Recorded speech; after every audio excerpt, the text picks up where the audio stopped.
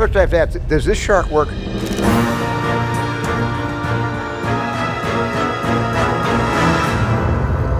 Oh my God.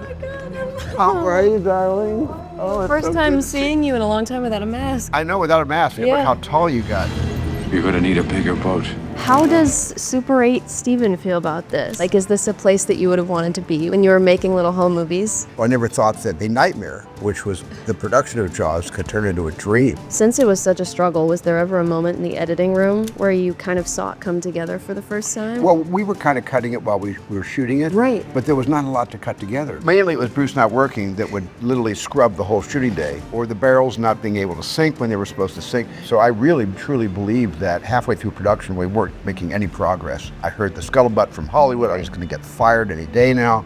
You know, I basically thought this movie was going to be the end of me. But in Amity, one man can make a difference. Long thing. You want a pretzel? You were writing the script as you went along, I Yeah. heard. Do you think you got to know the characters better since they were always in development? It also took advantage of really smart actors. You know, Roy Scheider and Robert Shaw, Richard Dreyfuss especially. I recorded their improvisations, and then Yeah. they'd all go home and I'd stay behind with Carl Gottlieb. We were all living in the same log cabin, and we would just cherry pick the moments that we thought could fall into the narrative. And I heard you also hired some actors that were just regular old people. We did. Do you think that 80% of the cast are locals from Martha's Vineyard or Chappaquiddick. You don't go in the water at all, do you? Some bad hat, Harry. It's not a shark movie, it's a people movie. It had to be about characters that you want to survive alongside Yeah. until the bitter end. $10,000 for me by myself. For that you get the head, the tail, the whole damn thing. First I have to ask, does this shark work? Oh, good. Okay, so this is sort of like a maquette to give you an idea of what it was like when this thing was 26 feet long, and we had like 6 operators. When there was water pressure and the shark was moving like, let's say 6 knots through the water pressure wouldn't allow the head to turn. But if we got a cross current, then we could turn the head once. Even the tail had the same problem. They could exert all the force on these wires with these handles, and they couldn't get the tail to move.